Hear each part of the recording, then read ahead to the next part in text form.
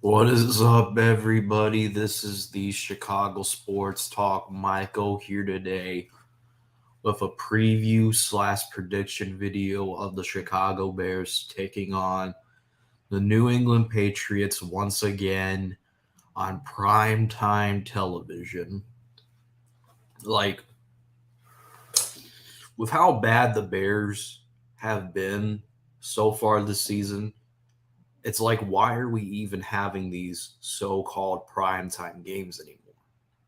Like the Bears have sucked this season. Like, can you just take us off of prime time and just make us a 1 o'clock afternoon or like a 4 o'clock, not the game of the week? Like, can you just not get us on prime time for just like us until we are actually good? Like, I'm sick of being on prime time when we look like we're not even worthy of being on prime time. Us and the Broncos are not worthy enough on being prime time. But I'm gonna say this, but that doesn't excuse the fact that I have to do a video of the Chicago Bears and the New England Patriots. So the Patriots are coming off two impressive victories, them shutting out the Detroit Lions and them blowing out the Browns with a third string quarterback, Bailey Zappi. Now, Bailey Zappi is not playing in this game. They're having Mac Jones, which is expected as of right now. He's expected to make his return on Monday night. So I think the key, the keys here to victory for the Bears offensively is they have to play smart football on the offense because you can't do any dumb shit against Bill Belichick. Belichick loves going up against young quarterbacks like Justin Fields. And the key here is to not do dumb shit. If there is nobody open and there is no open lane for you to run, throw the football away and don't take the sack. I'd rather have it be 2nd and 10 than 2nd and 16. And that's how horrible this offensive line has been. And I'll say this, the receivers, and I know that they're not going to have be anything that's going to change. They're going to have to catch the football in easy throws by Fields. And N'Keal Harry is set to make his debut in a Chicago Bears uniform against his former team, the Patriots. And as far as the defense goes, the strength to the Patriots is their run game. I don't care what anybody says. Their offense is a run first offense. They run the ball with Damian Harris and whoever that other running back is. They are going to run the football down the Bears' throats to try to win the game. So stopping the run is going to have to be a key factor in this game because the Bears currently have the worst run defense in the NFL. Now, the run defense was better, but they were not going up against the best competition.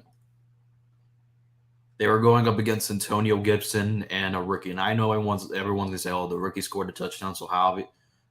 They only scored because Velus Jones gave them great field position by fumbling the football. But that doesn't mean our run defense is somehow great. It's still a problem. And it's going to be a problem if the Patriots could run the ball down our throats.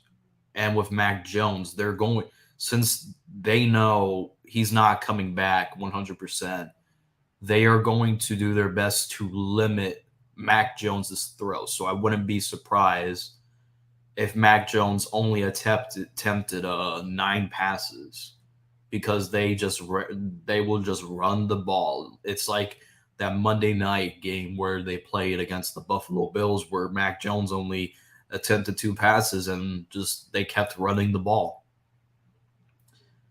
Like, as far as the offense goes, Just play smart football and don't doubt Belichick. As far as Justin Fields goes, he I will defend Justin Fields until he gets better receiver talent around him, better offensive line, better receivers. I am going to say that as long as we keep having these problems, the wide receivers, the offensive line, it doesn't matter if we have the best quarterback in the entire galaxy. Under these circumstances, they would not do a single thing under the Bears. I don't even care if we had Tom Brady in his prime. He would not look good under this offense with the circumstances that we are currently in, with no receivers, no offensive line, and definitely an so far new coaching staff. But they're looking incompetent so far. Like, if you're a Bears fan and you still continue to watch my videos throughout this horrible season, shout out to you. I only give credit to the real fans that watch my channel, that just still want to hear Bears news even after we lost to the Commanders. So I appreciate all the Bears fans that are watching this video, leaving good comments, leaving the like. I just want to say thank you all to the fans real quick. But at the end of the day, folks, I love the Chicago Bears, even if they were the worst team in the league right now.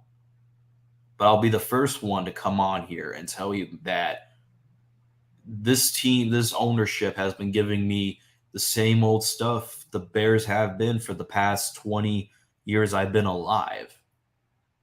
I've watched us in one Super Bowl get destroyed by Peyton Manning. I watched us get embarrassed in the NFC title game against the Packers. And I'm tired of always hearing from current fan bases that are not our own that the Bears' best quarterback in franchise history was Jay Cutler. And I'm not going to brag. It's not a bragging stat. It's a stat that is factual. And it's very sad that we have to hear that the best quarterback in Bears history was Jay Cutler. Can that change with Justin Fields? Maybe. But as of right now, it's not looking like that. As far as the fans goes, Trubisky was never the problem. I've been telling you fans that since 2019 that he was never the problem. But y'all wanted to be so quick to get rid of Trubisky for a new quarterback because you didn't care that he was winning us games. You only cared that he wasn't putting up numbers like Mahomes, Allen, or Lamar. I thought winning matters at the end of the day. I thought winning meant something. We had a better chance of going to the Super Bowl in 2018 with Mitch Trubisky than right now. Like, if Trubisky had a good offensive, he is basically Alex Smith on the 49ers, where he needs a good team around him to succeed. And Justin Fields is the most talented quarterback the Bears have ever had. Regardless if you want to say that he's a bust or not, I am not going to deny that he is by far the most talented quarterback the Bears have had over the years of courses. And I'm going to say this. There is not going to be any good draft prospect quarterbacks. 2021 is going to be the last time you see many quarterbacks go in the first round. No disrespect to CJ Stroud or Bryce Young, but Justin Fields had a better college career than both of those two. And the reason why Justin Fields looked good in the pocket in Ohio State was because he had more time in the pocket and he had good receivers that to get separation and get open. And I'm going to say this, we have a chance on Monday because currently Mac Jones is playing. We have a chance to beat the Patriots with Mac Jones than Bailey Zappi because Bailey Zappi is looking very confident. As far as Mac Jones goes, he's in confident as well. He has only 2 touchdowns and only 5 interceptions so far. Excuse me. So that leads me to my score prediction. I think this will be a close, competitive game. And unfortunately, due to the circumstances that the Bears are in right now, and traveling to New England in a very bad record at 2-4, and the Patriots coming off a win, and Belichick knows how to play against young quarterbacks. The Bears will lose this game at a total of 16-13. And that is only because the Patriots have better playmakers on the offense than the Bears. Their receiving core is 10 times better than our receiving core. Like, it's at a point where the Bears are turning into the Cleveland Browns, the Jets, the current Jets, not the new Jets, because the Jets look somewhat confident now. They're and what other franchise? The Jaguars, the Texans. Like, we're becoming those teams now. It's amazingly surprisingly that the Bears have won 2 games this year.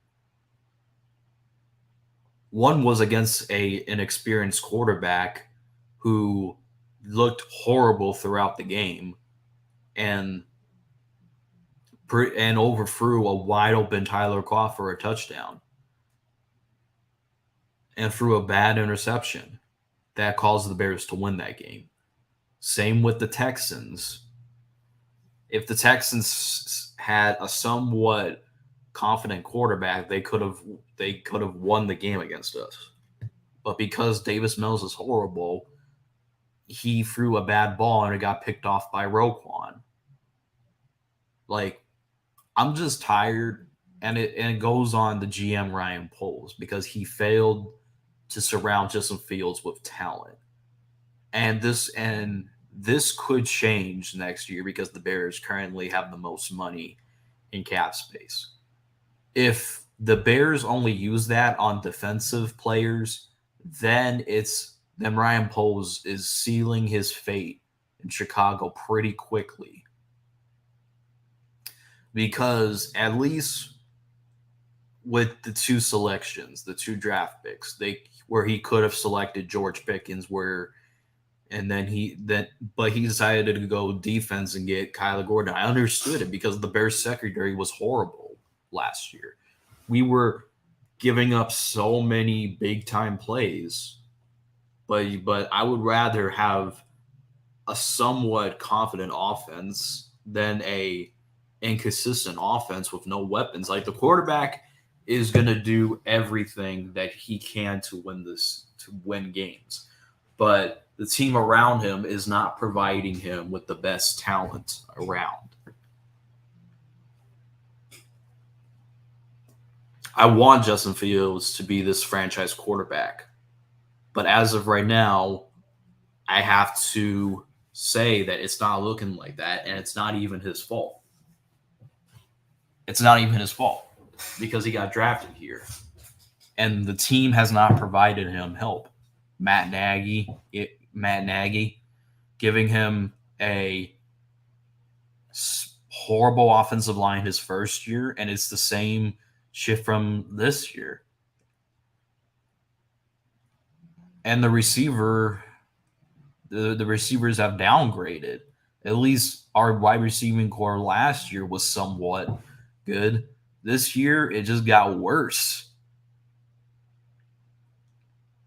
Like, why are we even on primetime television anymore? We don't deserve primetime television until we can somehow find a way to good. Like, it's literally the same Bears I've been seeing throughout my entire life. I want to see one Lombardi Trophy from the Bears before I die.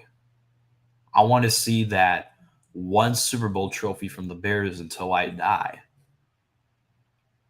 But this ownership continues to only care about the money than they care about putting a product on the field. And this questions, and I've been seeing this has to come down to the owners at some point, because you can't tell me we went through 8 coaching staffs for the past couple of years and you only had like one Super Bowl appearance with 8 different coaches. And our only good coach throughout those years was Lovie Smith, and you fired him after a 10-6 season. Like, I'm tired of the McCaskies always promising us that they're gonna build a better team around when literally they could that. And the GM Ryan Poles, if he wanted to just like, he should have never said that he was planning to take the North and never giving it back. He should have just said we plan to build a better team in the near future. That's all he had to say. No, none of this promising we want to win now bullshit. I know he didn't say we are winning. I believe that we're in a state where we want to win now, but he said that we plan to take the North and never give it back. Those were his words in the press conference. And it doesn't look that way. If all he could have just said is we're building for a better future, and I would have been fine with us losing. But because you said that, it's just like actions speak louder than words, Ryan. Like, all you're giving me is the same Bears I watched for my entire life. And the fans will disagree with me on this, but if Justin Fields continues to struggle, fans are not going to give up on Fields. I'm not giving up on Fields until I see better talent around Fields. I am going to defend him until it happens, but I'm not going to act like he's Derek Carr and having the best supporting cast out there, and he can't provide stuff on the field. It's like Russell Wilson too. If he's like that, then we can have a conversation about a new possible quarterback. But until then, I'm going this draft next year's draft is not going to be about the quarterback, like it or not. We're not drafting CJ Stroud, we're not drafting Bryce Young. We are looking at the wide receiver talent. If you do not like what I'm telling you, because it's factual that Justin Fields will not be cut / traded by this upcoming offseason.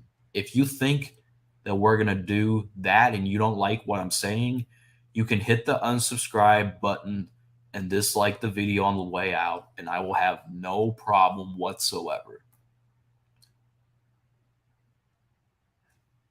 You have to look at, do you think any quarterback would survive the Bears? You have Bears fans on Twitter, Facebook, Instagram begging Justin Field to be benched for Trevor Siemian, when Trevor Siemian has proven that he is a career backup and he's not a full-time starter. You really think that he's going to be the magical switch to the Bears and we're somehow going to start winning games because of him? If you think that, then you might as well just be a fan of a different team, because you guys don't know good quarterbacks take time to develop, and it comes with better systems around them and better playmakers around the quarterback. If you do not like what I'm telling you, unsubscribe, and I won't bat an eye. I will still continue to do the work that I am doing right now. Just because I lose one subscriber doesn't mean I'm somehow going to delete my channel. Until Until I find this not entertaining is the day I stop with this. And I just want to see this team that I love to death so much. It's bear down all day. It's bear down all day. Even if we were winless right now, it's bear down all day. Like, I'll support the team even if they're worse. I've seen us win only 3 games with Jay Cutler, Brian Hoyer, and Matt Barkley at quarterback.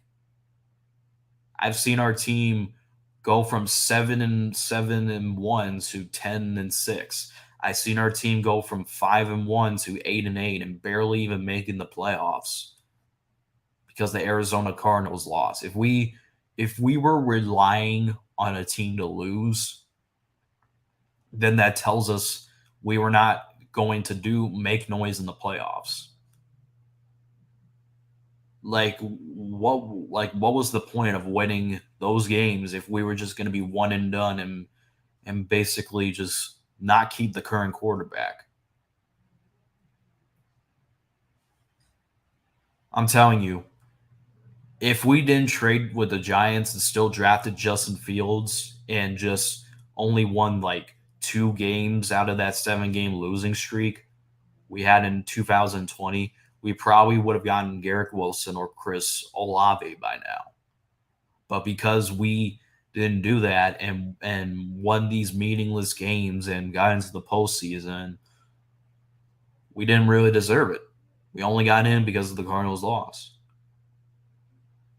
Because if we had lost, got a higher draft pick, we probably could have still been with Fields and surrounded him with talent. Now, as of right now, we're going to be wondering if in the offseason, was Justin Fields really worth trading up for? And as of right now, they're making the 10 teams or /11 if you count the Giants. They're making those teams look like smartasses because all of them did not pick Justin Fields. But I will believe that if Justin Fields was in a promising organization like the 49ers, he probably would have already been an MVP candidate right now because of how structured over there. Everyone was wanting Justin Fields to go number 3, but the 49ers decided to go with Trey Lance. And look where that got them. But as of right now, I'm kind of done with this video. I know there's like 4 people watching. It is what it is at this point. I'm still going to be here doing my rants, doing my predictions, doing my victory laps if we even win a game. Like there's we'll even be lucky to get like maybe 3 wins before the bye week. And the schedule gets way harder because right after the Patriots, we play the Cowboys, we play the Dolphins, we play the Falcons. Like the only team on our current schedule that is the easiest right now is the Detroit Lions. We're heading in the same direction than we did last year. The only difference is losing means we get a higher draft pick. Last year didn't mean that much because we didn't have a first round pick because that was the Giants pick. Losing didn't mean anything for the Bears last year because they invested so much draft picks in like 2 first round picks to trade up with the Giants to get Justin Fields.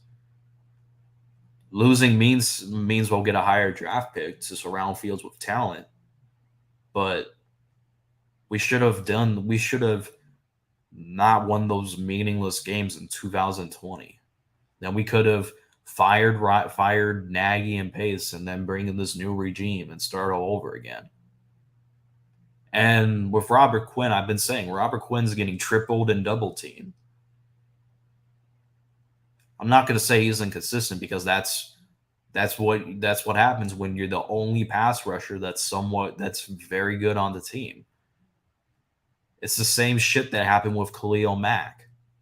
He was good until he was the only pass rusher. When Hicks went down and Leonard Floyd was inconsistent, Mack wasn't doing anything because he was getting constantly tripled and double teamed by the offensive line.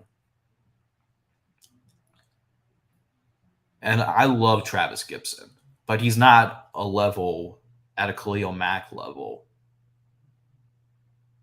Same with Khalil Mack and Robert Quinn. If they were still around, they probably would have had at least 6 sacks by now because that is how we were dominant with Mack and Quinn in 2021. But it is what it is, bro. I'm not going to take too much time because I have places to be, people to see. I was going to get this preview out because I will be going to Halloween Horror Nights Saturday. I think I will be vlogging that if y'all want to, you know, get a good laughter out of me getting scared. But as always, I want to thank everybody for watching, including the Bears fans. Shout out to the Bears fans that watch my content throughout the worst. Shout, shout out to the Bears fans that are always saying keep up the good work. It's bear down all day, baby. Bear down all day, baby. It's that all day. I appreciate the Bears fans that continue to watch this, the real ones. And if Sam Mustipher is out there, I'm gonna make a rant because I'm gonna make a rant on him.